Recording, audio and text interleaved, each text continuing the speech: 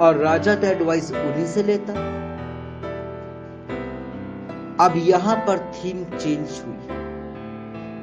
जो इनको मिला, उन्होंने मार्केट से वो चीजें सौगात यीशु के लिए खरीदा।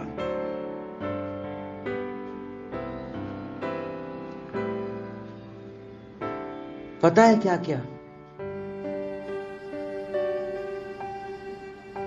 लोभान, गंधरस, सोना, जो उस समय बहुत ही महंगी और बहुत ही वैल्यूएबल चीज हुआ करती थी, उसको ले खरीदे, लिए और डिस्कस किया उन्होंने कि भाई हम पता लगाए तो कैसे लगाएं। कई मसीह लोग कहते हैं, कई पास्टर्स भी कहते हैं, गलत फहमी में बेचारे जी रहे हैं, व्हाट दे आर सेइंग कि भैया वो तारा कितने सालों से, कितने महीनों से, कितने हफ्तों से उनको डायरेक्ट कर रहा होगा। अरे भैया, यदि वो कर रहा होता तो यीशु मसीह तो उस दिन पैदा ही नहीं होता, और वो जब वो पहुंचते तो वो तो 12-14 साल का तो हो ही गया होता। थोड़ा सा लॉजिक लगाया जाए। यहां पर ये थीम हुआ। कई लोगों का कहना है कि भाई वो तारा कब से डायरेक्ट कर रहा होगा, वो कब से लेकर गया होगा, कब से क्या क्या हो रहा होगा। ऐसा नहीं है। जब उन्होंने उनके लिए गिफ्ट्स खरीदे, क्योंकि वो खाली हाथ वहां पर गए हुए थे, एडियोनोमाडियस, उन्होंने जब परचेस किया, क्योंकि उससे भी बड़ा राजा हेरोदेस है, इससे भी बड़ा एक राजा आ रहा है, उसके ऑनर के लिए उन्होंने खरीदा। हो सकता है कि वो राजा हेरोदेस के लिए भी कुछ फल फ्रूट लेके गए हों, होने को बहुत कुछ।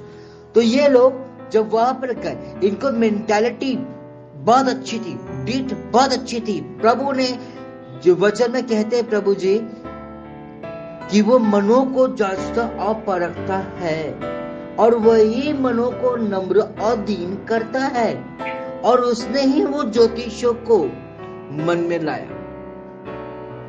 शाम होते ही वो अपने ऊंट घोड़े में जिसमें भी सवार थे, उससे पहले वो तारा कभी ना दिखा। वो तारा उसी दिन ज्योतिषियों को दिखाई दिया, और जो एक ज्योतिषी ने देख के कहा, देख वो उछल तारा निकल रहा है, वो चले जा रहा है, बाकी सारे तारों की एक्टिविटी देखो वो वैसे लगे हुए हैं। ठीक उसी तरह ये तारे भी वैसे ही लगे हुए दीवालों पर। आमेन। वो ये सब देखते रहे। उन्होंने बोला, शायद परमेश्वर यही चाहता है कि हम इस तारे के पीछे चले और उस राजाओं के राजा, प्रभुओं के प्रभु, शांति के राजकुमार को हम जाके देखें। प्लान बहुत अच्छा, परमेश्वर का भी प्लान बहुत अच्छा।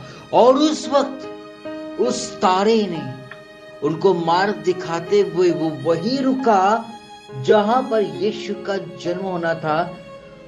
ये वही जगह है जहां पर राजा हेरोदेस की सोच पहुंच भी नहीं सकती थी।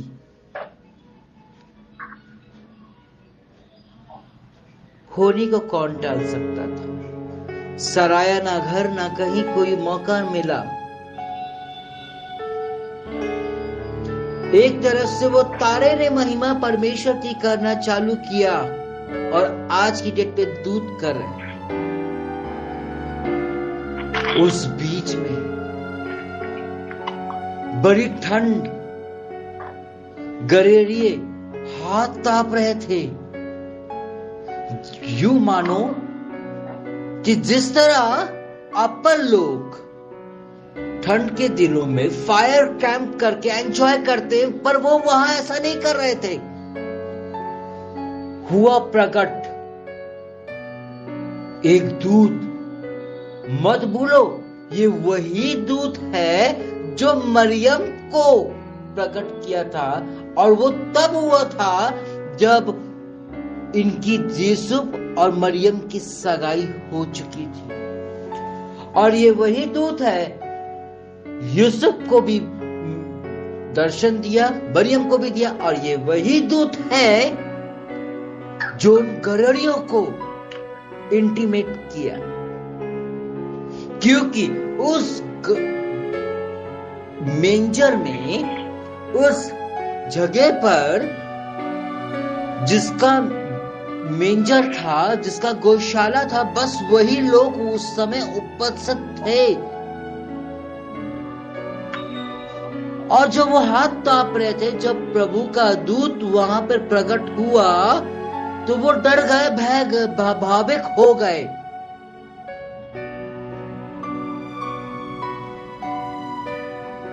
और जब उसने वो प्रभु के मैसेज को उनको दिया, उन्होंने एक सेकंड भी उन भेड़ों की तरफ ना देखा, एक सेकंड भी उन्होंने ठंड को ना देखा।